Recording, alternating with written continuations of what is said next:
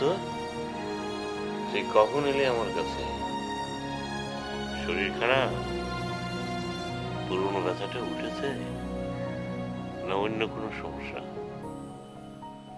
বল, তোর কি হয়েছে? সরি বাবা। সরি? কিসের জন্য? তোর মার জন্য মন খারাপ? না, সরি। দেখো তো ছেলের কাণ্ড। কে বলবে আমার এত বড় ছেলে ইঞ্জিনিয়ারিং পড়ে? আচ্ছা হলো, তোর সরি অ্যাকসেপ্টেড। এবার বল, কেন সরি সরি করছিস? গতকাল রাতে আমি তোমার সাথে মিসবিহেভ করেছি।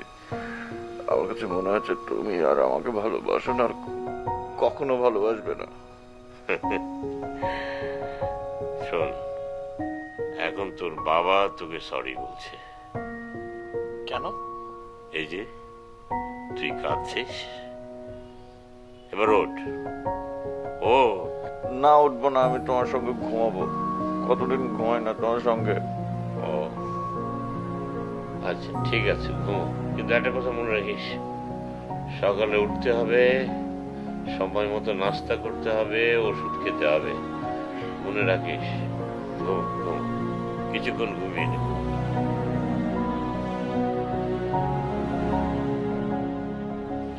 আর শোনো না, হ্যাঁ হ্যাঁ, মার সাথে কথা হয়েছে তো আমার। মা বলেছে আজকে ফিরে আসবে। না ঠিক আছে, হ্যাঁ, না টেনশন করবার মতো কিছু নেই। হ্যাঁ হ্যাঁ, মা এলে আমি চলে আসবো। হ্যাঁ, ওকে ওকে, ঠিক আছে ঠিক আছে, রাখছি, বাই।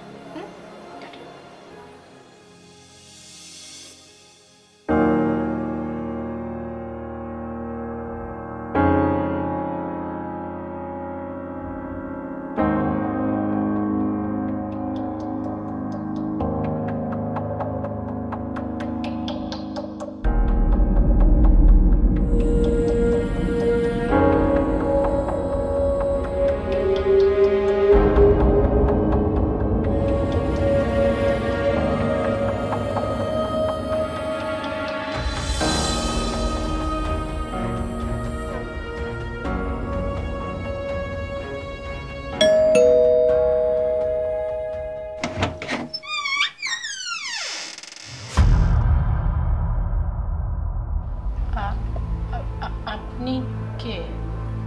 মোমেনের বাড়ি না এটা? জি। আমি একটু মোমেনের সঙ্গে কথা বলবো। বাবা তো বাড়িতে নেই, একটু আগেই বেরিয়ে গেছেন। আমি তো বাড়ির সামনেই ছিলাম, কখন বেরোলো? আপনি হয়তো খেয়াল করেননি, বাবা একটু আগেই বেরিয়ে গেছেন। ঠিক আছে, আমি একটু অপেক্ষা করি। আপনি না হয় আরেকদিন আসেন প্লিজ। বাবাকে যদি একটু কাইন্ডলি ফোন করে আসেন তাহলে ভালো হয়। আমি তো আসলে আপনাকে ঠিক চিনতে পারছি না।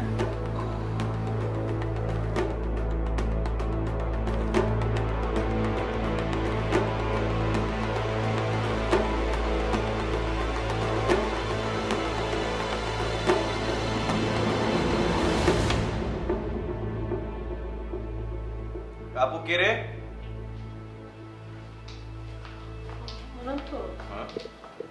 আমার না একটু অদ্ভুত লাগলো, একটা অচেনা লোক। অচেনা মানে মানুষ তো অনেকেই অচেনা হয়, কিন্তু একটু অন্যরকম লোকটা দেখতে, একটু অদ্ভুত। বাবার খোঁজ করছিল, ইনফ্যাক্ট বাসায় ঢুকে যেত। আমি বললাম বাবা বাইরে গেছে, কখন ফিরবে জানি না। এতে ভয়ের কি আছে? পেশেন্ট হতে পারে না? না মানে আমার ভয়টা কেন লাগছে জানিস, আমি যখন তোর ঘর থেকে কামরুলের সাথে কথা বলছিলাম না ফোনে, তখন হঠাৎ জানলা চোখ করতে দেখি যে নিচ থেকে লোকটা আমাদের বাসার দিকে মানে ফলো করছে। সেই লোকটা তুই একটু দেখ না।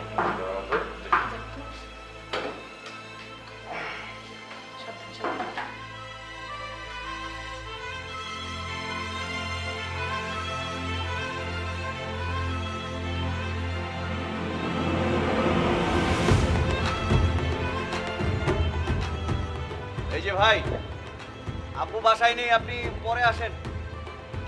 এই যে হ্যালো, এই যে ভাই শুনতে পাচ্ছেন? আরে আমাদের বারান্দায় এখানে বসে আছেন কেন? কি কি অদ্ভুত তো, আপু যে বললো আপনি শুনতে পাননি? এই যে ভাই এদিকে তাকান, হ্যালো এদিকে তাকান।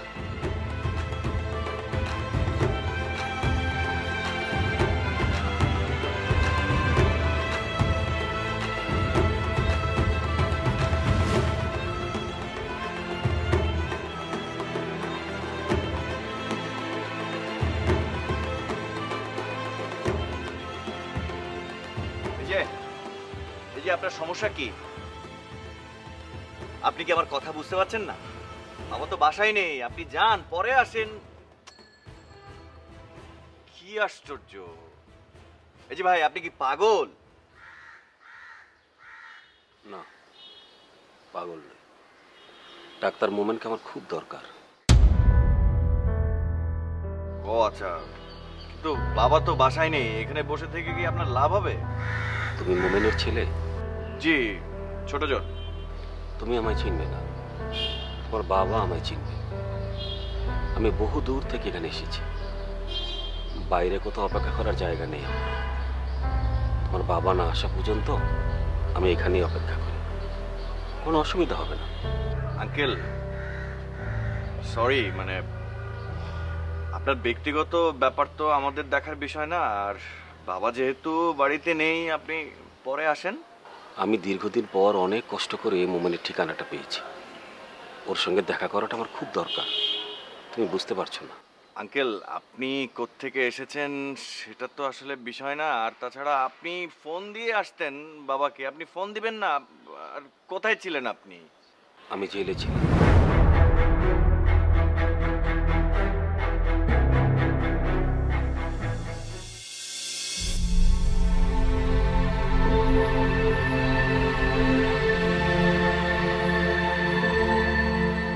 অতীতের স্মৃতি খুব বিষাদের, তারপরেও বাধ্য হয়েই আমাকে এখানে আসতে হয়েছে, বলতে হচ্ছে।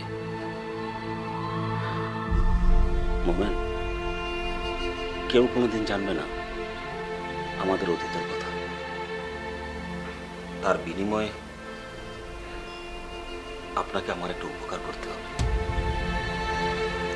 আমার মেয়েটাকে আপনার এখানে একটু আশ্রয় দিতে হবে। বিশ্বাস করুন, এছাড়া আমার সামনে আর কোনো পথ খোলা নেই। কি হলো, আপনি কিছু বলছেন না যে? একটা মানুষের অতীত, তার কিছু বাজে স্মৃতি, কিছু অন্যায়, দুর্বলতা হয়ে সারা জীবন ছায়ার মতো তার পাশে পাশে থাকে।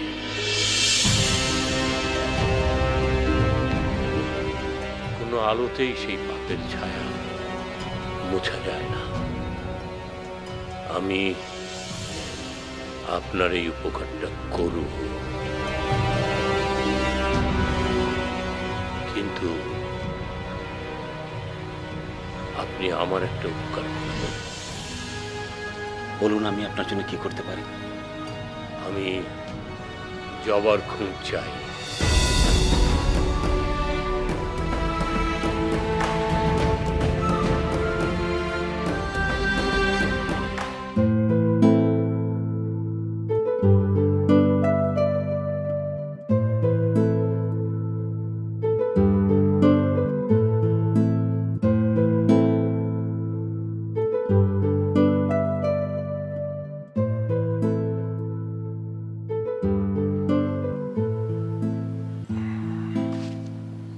মা, তুমি কখন আসলে? অনেক সকালে। আপু কই? তা আমি এলাম, ও চলে গেল। আমি বললাম চলে যেতে। আশ্চর্য, আমাকে বলে যাবে না? আপুর এগুলো কিন্তু আমার একদম ভালো লাগে না। আরে ওর তো সংসার আছে, 2 দিন ধরে তোকে ইমার্জেন্সি সার্ভিস দিল। ওই কামরুল একা বাড়িতে, খুব অসুবিধা হচ্ছে না? তা আমি বললাম চলে যেতে। সংসার বলে কথা।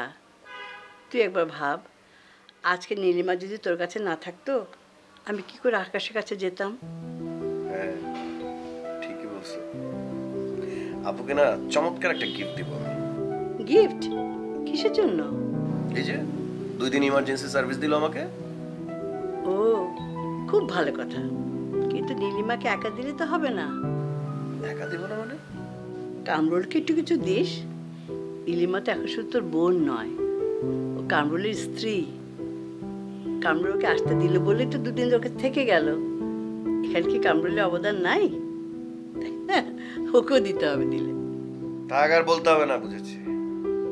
ওমা, রাগ করে কথা বলছিস কেন? আমি কি খারাপ কিছু বললাম? না, খারাপ কিছু বলনি, কিন্তু কামরুল ভাই হঠাৎ করে এরকম ভালো হয়ে গেল সবার কাছে, না আমি না কিছুই বুঝতে পারছি না। তোর অত বোঝার দরকার নেই। নীলিমা ও স্বামী সংসার নিয়ে সুখে থাকুক, এটাই তো আমরা চাই, তাই না? আর শুনলাম কামরুলও নাকি এখন অনেক বদলে গেছে, অনেক নিজেকে শুধরাবার চেষ্টা করছে, আগের অভ্যাসগুলো বাদ দিয়ে দিচ্ছে, নীলিমাকে অনেক সময়ও দিচ্ছে। এখন তুই বল, ওদের জন্য ভালো কিছু ভাববো না আমরা? নীলিমা তোকে ডাকতে ইচ্ছেছিল বাবা, তুই তো ঘুমিয়েছিলি। আপুর উপর রাগ করিস না। রাগ করলাম কই, একটা আফসোস করলাম। আচ্ছা, অনেক কথা হয়েছে, এবার হাত মুখ ধুয়ে ফ্রেশ হয়ে নে। তোর নাস্তা নিয়ে আসছি, ওষুধ খেতে হবে না? না না না, নাস্তা রেডি করো, আমি আসছি টেবিলে। তুই পারবি যেতে?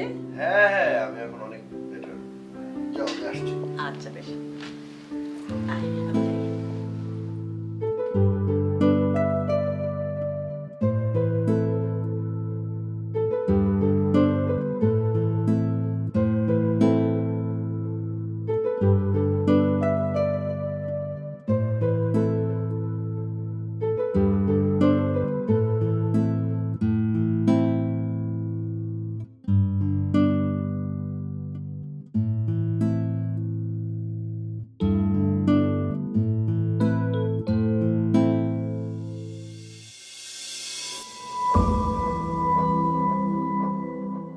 জহির তো এখনো ফোন দিচ্ছে না, কি করবো এখন? আমি কি ওকে একটা ফোন দেব? না, আর একটু ওয়েট করে দেখি। আচ্ছা, জহির কি সব সত্যি কথা বলেছে আমাকে? জহিরের অনুরোধ রাখাটাও কি ঠিক হচ্ছে? না না, জহির সত্যি কথাই বলবে, ওর সাথে আমার কোনো শত্রুতা নেই। তবে জহির আমার জীবনের অর্ধেক সত্যটাই জানে।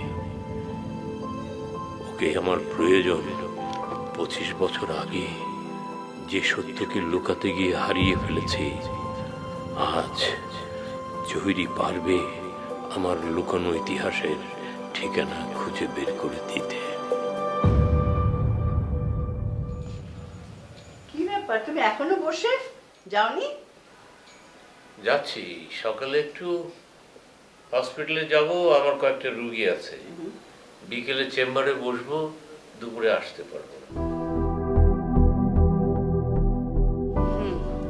বুঝলাম, এই কথাটা তো একটু আগে নাস্তা খাবার সময় টেবিলে বসে বললে, আবার কেন?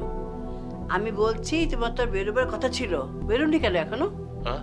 ও হ্যাঁ, বেরোচ্ছি বেরোচ্ছি। আচ্ছা, তোমাকে খুব অন্যমনস্ক লাগছে, কি হয়েছে বলো তো? কোনো সমস্যা? নিশ্চয়ই কোনো সমস্যা। আচ্ছা আমাকে বলো তো, আমাকে খুলে বলো কি সমস্যা।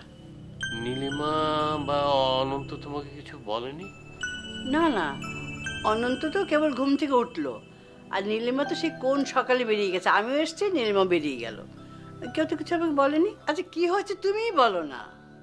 আমার এক বন্ধুর মেয়ে আজ থেকে বাড়িতে থাকবে। হ্যাঁ, আমি কিছু বুঝলাম না। গতকাল আমার এক বড় ভাই, বন্ধুর মতোই সম্পর্ক, আমার সাথে দেখা করতে এসেছিল। ওর এখন খুব খারাপ অবস্থা।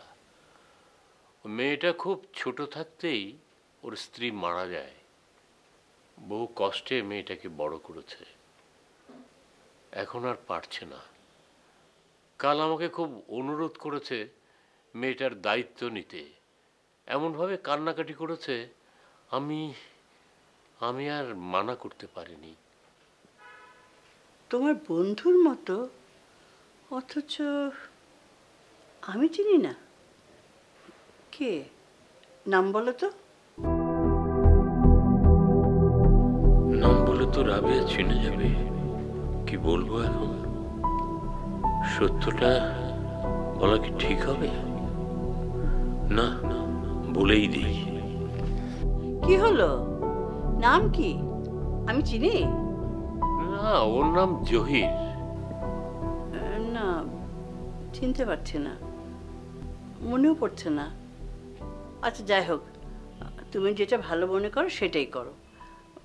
তারপরেও একটু কদিন পরে হলে ভালো হতো, কারণ অনন্ত অসুস্থ, আকাশও বাড়িতে নেই, আমার সংসারটা কেমন একটু এলোমেলো হয়ে আছে। না, সম্ভব না। আমি তোমাকে পরে বুঝিয়ে বলবো। এখন আমি জহিরের ফোনের অপেক্ষায় আছি, ও ফোন করলেই আমি চলে যাব।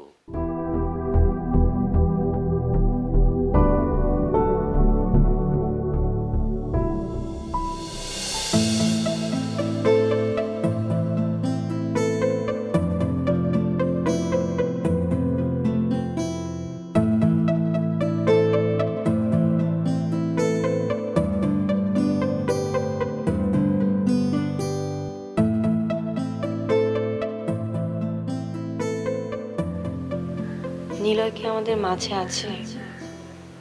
তাহলে অনন্ত কি করে বলে সে আমাকে ভালোবাসে? মিলছে না কিছুতেই। তার মধ্যে অনন্তের এত বড় অ্যাক্সিডেন্ট হয়ে গেল, তাও আবার শুধু আমার জন্যই।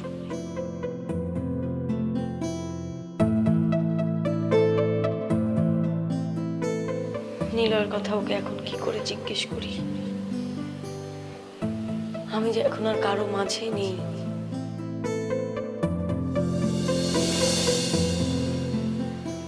সরি অনন্ত, তোমার সাথে আমার আর দেখা করা ঠিক হবে না।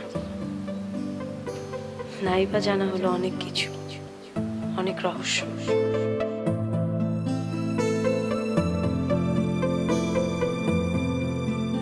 না না, আমার ভুল হচ্ছে। আমার না আসার কারণটা অন্তত অনন্তকে জানানো উচিত।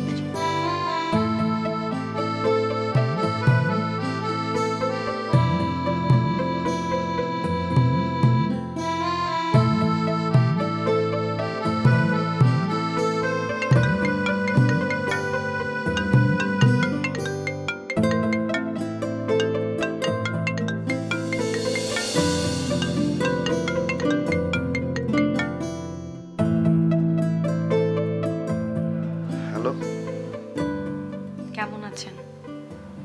মরে তো যায়নি, বুঝতেই পারছেন। অনেক রাগ না আমার উপর? রাগ আর অভিমান তো এক না। ও, তাহলে অভিমান? আকাশ থাকলে তো মেঘ উড়ে যাবে, তবে মেঘগুলো এক জায়গায় থাকে না। ওদেরও জন্ম আছে, মৃত্যু আছে। মেঘ হয়ে জন্ম নেয় আর বৃষ্টি হয়ে মরে যায়। সত্যি আপনার কথার প্রেমে পড়তেই হয়। আকাশও বুঝলাম, মেঘও বুঝলাম, কিন্তু দিন আর রাত বললেন না। কেন বললাম জানেন? কেন? আপনার মনের আকাশে যদি মেঘ ওড়ে, সেটা দিনের বেলায়। আমার ক্ষেত্রেও ঠিক একই, তবে মেঘ উঠছে রাতে, গহীন একাকী রাতে, যে রাতে মেঘেরা শুধু অন্ধকারে ওড়ে। চাঁদের আলো বা দূর আকাশের তারারা কেউই আলো দিয়ে পথ দেখায় না তাকে। এতদিনে বুঝতে পারলাম আপনি কবিতা বোঝেন কি করে, কারণ আপনি নিজেও একজন কবি। তো এখন কি জানতে পারি হসপিটালে আর আসলেন না কেন? নিশ্চয়ই জানতে পারেন, বলবো বলেই তো ফোনটা করেছি। আমি ফোনে শুনবো না। তাহলে আমার সাথে দেখা করে বলতে হবে। দেখা দেখা যে করতে পারবো না অনন্ত। কেন? সেটাই তো বলতে চাচ্ছি। না না না, আমি সামনাসামনি শুনবো, সেটা শেষবারের জন্য হলেও আসতে হবে। আপনার বাড়িতে আমার আশাটা কি ঠিক হবে? আমাদের বাসায় বাবা মা থেকে শুরু করে সবাই জানে আপনি আমার খুব ভালো একজন বন্ধু। কি আসবেন না?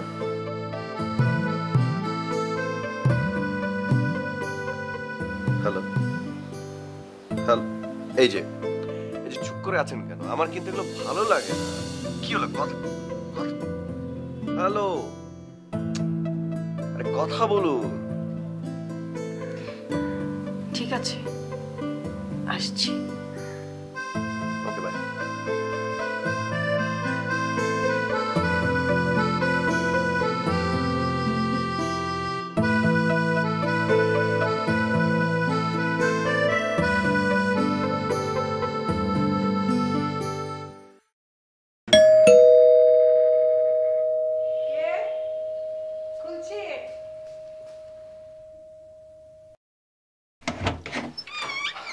আসসালামু আলাইকুম মা। কামরুল, তুমি হ্যাঁ, কেমন আছেন? ভালো, এসো ভিতরে, এসো ভিতরে, এসো।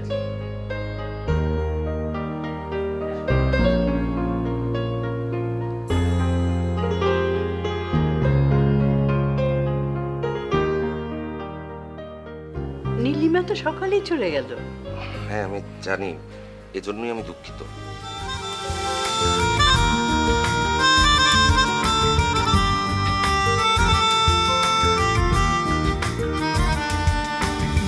মন কেন ডানা মেলে অভিমানী আকাশে, খুঁজে পাবো তারে কি ফাগুনের বাতাসে, শেষ পথে